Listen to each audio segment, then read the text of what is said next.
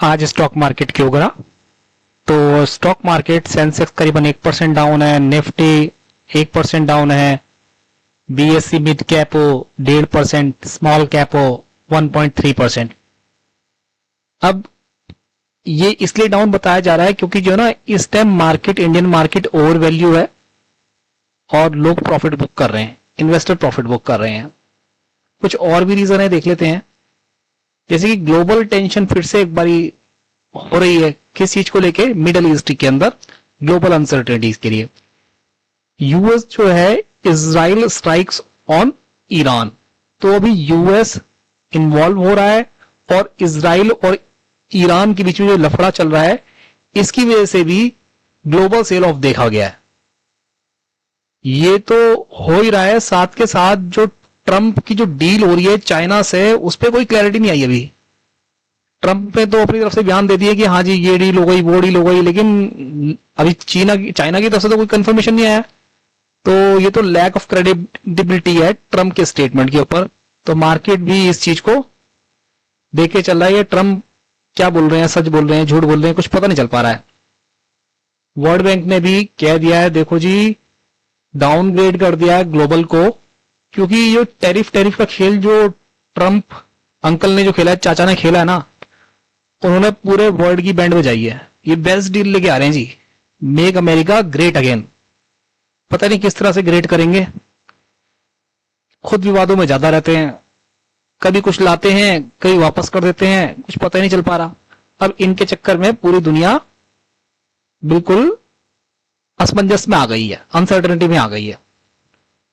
तो जी अब इसी की वजह से, टैरिफ की वजह से फेड जो पावल है, अब लोगों को लगता है कि भैया वो रेट कट नहीं करने वाले, क्योंकि ये टैरिफ रिलेटेड अनसर्टेनिटी जब तक सेटल डाउन नहीं हो सकती। और हो सकता है पहला रेट कट जो है अक्टूबर 25 में आए, इसमें अभी टाइम है। अगला जो है, इंडियन मार्केट की वैल्यूएशन हो गई है, अगर निफ्टी 50 का पी देखे 22.60, जो कि एक साल के एवरेज के ऊपर है। तो लोग अपने प्रॉफिट बुकिंग कर रहे हैं, और क्या गलत कर रहे हैं? शेयर मार्केट में लोग आते हैं पैसा कमाने के लिए। तो ये सब बातें हैं आज के मार्केट डाउन होने की। अच्छा देखिए यार, स्टॉक मार्केट ना ऐसा ही है। अभी आरबीआई की पॉलिसी आई, ठीक है, आरबीआई ने डिविडेंड डिक्लेयर करा करीब 250 लाख करोड़, और रेपो रेट कट कर दिया 50 बेसिस पॉइंट पे। तो अचानक कैसा हो गया, बस जी अब तो ये 25,000 जो है निफ्टी पता नहीं कहां पहुंच जाएगा। सच बात तो यह है, शॉर्ट रन में मार्केट को कोई भी असेस नहीं कर सकता। मार्केट डाउन जाएगा, अप जाएगा। तो जो शॉर्ट रन के प्लेयर हैं उनके लिए कहानी यही है, डेली डेली का न्यूज। लॉन्ग रन में तो भैया स्टॉक बढ़िया वाले लेके बैठे जो बंदा अपने फाइनेंशियल एडवाइजर से पूछ के, तो उसको तो कोई टेंशन है नहीं। नहीं तो देखते रहो डेली डेली भाव ऊपर जा रहे हैं, नीचे जा रहे हैं।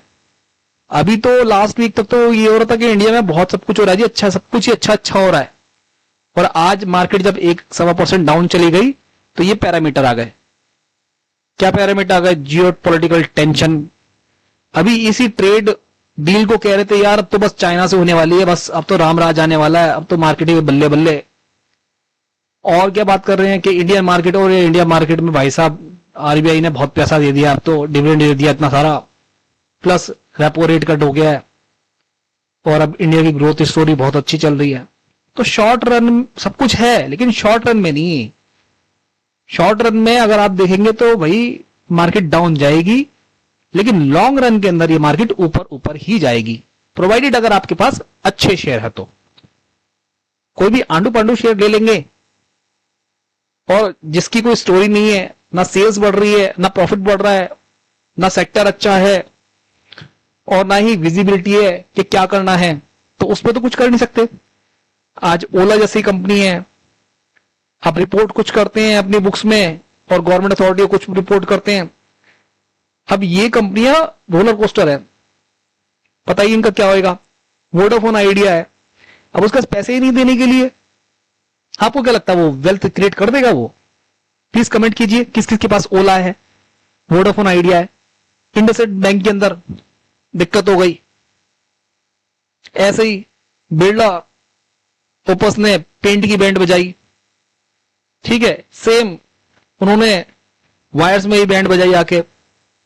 तो कंपटीशन बढ़ेगा, बस ये देखना है स्ट्रांग हाथों में, स्ट्रांग होगा हाथों के साथ जो चलेगा वो पैसा कमाएगा, और जो वीक हाथों में रहेगा भाई वो पैसा गवाएगा। आप मेरे को कमेंट करके बताइए आज आपके पोर्टफोलियो ने कैसा करा और कैसा लग रहा है आपको ये मार्केट आजकल का। थैंक यू सो मच, मिलते किसी और वीडियो में।